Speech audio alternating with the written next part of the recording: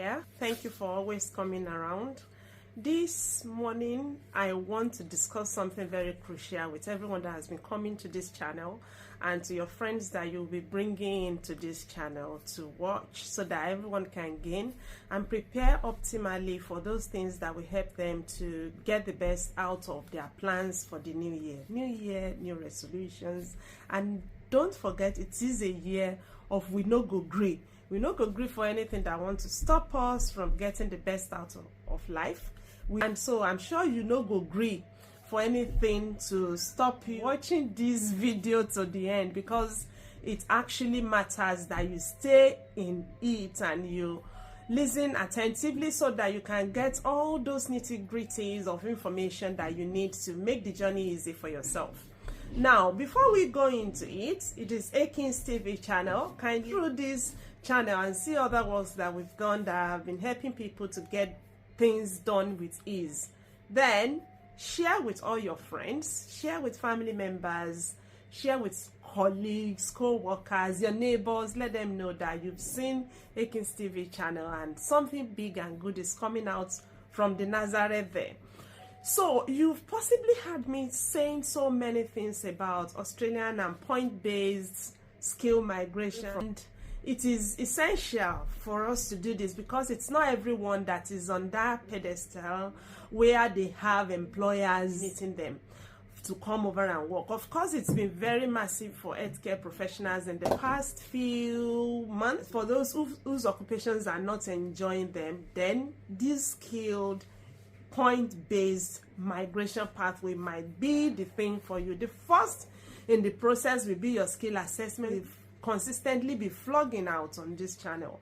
Then when you've got positive assessment, there are things that will aid you getting nominated, because once that is done, the next thing you should move into is creating your expression of interest. Expression of interest is like a guy going to a lady and saying, oh, I've been seeing you walking past this place for the past few months and I've been eyeing you, I've been seeing you, I love you, I want to, you know, all those things, like you want to woo them. So expression of interest is like you telling a state that, oh, I love your state, I want to come over, or I love your region, I want to come over and work there. And so you lodge that through email accounts. You need to create email accounts. I'll give you the link here and start creating email account. There are specific things you must fill in there to grant you exposure to the state. Like the state will be able to cite you, they will be able to see you that, oh, this person is keen on coming over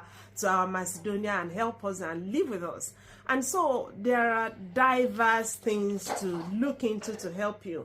One thing is your qualification, academic qualification, your years of experience will come into it. Also, your English test report, the points or bands you've made will also be there.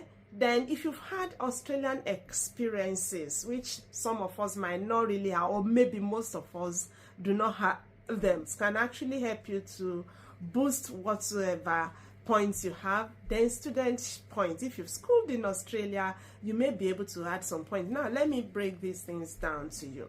As per age, if you are between 25 and 32 years, you will be able to score 30 points conveniently. Like it is automatic. The way you slot it into the points-based calculator, Australian point-based calculator, you will see that 30 points popping up. From 32 years of age to 39, your point drops to 25.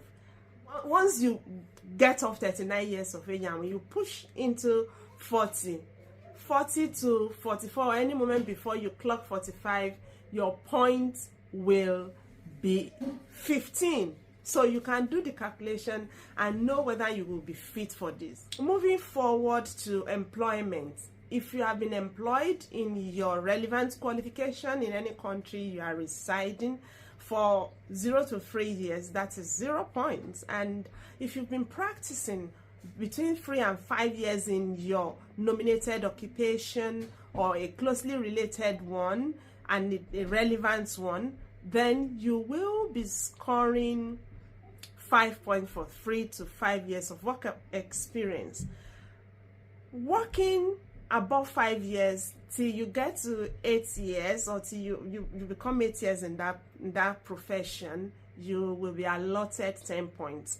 And once you've spent 8 years at on a particular job or occupation, your score will be 15 points, and that's the maximum points you can actually get when it comes to employment or experience. Test report, you can take any of these IELTS or Pearson test of English. You can take either of academic training of IELTS, whereas PTE, I think, has got just one, which is academic. You can use occupational English test reports. You can use Cambridge tests. There are so many tests that you can find around there, but I'm very sure of PTE, IELTS, OET, that they are very, very much acceptable. Once you have 7 band across modules in IELTS, that's 10 points. If you manage to get 8 points across modules, then that is 20 points added to whatever points you've gained from your age and years of experience. If your score dropped to 6.5 in any of the modules, whether you have 8 or 9 in all the other modules, then that is 0 points. So you may want to strive for at least having 7, or the equivalent in the other test type, maybe Pearson test of English or occupational English test, so that you can get the points together and add them. Then your qualification, that is the academic qualification you are holding, or maybe professional qualification or training qualification you've got. If you have a diploma certificate, that will earn you 10 points. Your bachelor's of science will also earn you 15 points, while your PhD will be 20 points. MSc and BSc, they hold the same work. If you don't have enough points, you can move forward to getting points from your spouse. If your spouse have written English test and they've scored at least band 6 across modules, you can get 5 points from them. All these things really matter, because at some points you may need those points to help you to push things up. Now, if your spouse is in a profession, if you are thinking, oh, your point might not be enough from all the indications, if your spouse is in a profession that is closely linked to the one you are working in, and they've had their own assessments done, they have their English test as that level of band 6 or whatsoever, then you can gain 10 points from them, so far they have positive assessment in a profession that is fit for that. We'll look into that at some point as we go on into this. For those who have Australian experiences, they can points staying in Australia. But many of us that are on this route from Nigeria, possibly, or maybe other parts of Africa, are not possibly living in Australia yet. So it may be that our points may be gaining points may be limited to age, qualifications, years of experience, English language test reports, and our spouse's English test, or maybe assessment points that they can add to whatsoever we have. Whatsoever it is, at this point, Australia is inviting people, whether the federal skill pathway, which is 189 or 190 or 491 visa types, you must have 65 points before you will be called in, you will be nominated. If you manage to gain these 65 points by yourself without getting the help of a state, then you stand the chance of being invited for visa 189. Once you've been invited for 189 and you eventually get the visa, you can go on into Australia and live in any of the states or any of the territories without you hanging to anybody or any work or anything. You can just say, well, I want to live in Queensland this week, and next week I'm going to live in Tasmania, then the week after I'm going to New South Wales. You can become state fornicator like that, if that is what you want to do. Yeah, so pardon the use of the language. Like, you can just go around and just keep at what you are doing. If you manage to gets only 60 points when you've tried, you've pulled everything together, and you push in an expression of interest to states. Any state that offers to give you 5 points will say you should come over and live in their state, and you have a moral obligation to stay in that state for the first 2 years when you are in Australia. It is that beautiful. And if you could only manage to get 50 points and a region manages to give you nomination, then you also have to stay in that region for the first 4 years you are in Australia morally, to work there, to contribute to the progress, the cultural, the economic growth of that region, while you two are making good life out for yourself. All these ways are the means through which you can gain and get into Australia.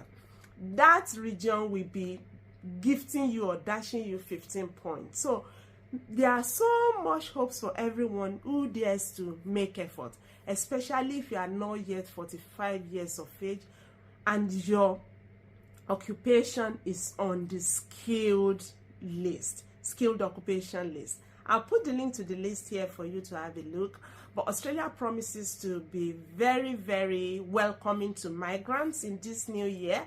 And I've read in diverse places that they need to bring in as much as 190,000 migrants in year 2024. Whereas I read also in some other places that they need as much as 840,000 migrants. Whichever one, you can actually fit into this perfectly well if you plan it very well.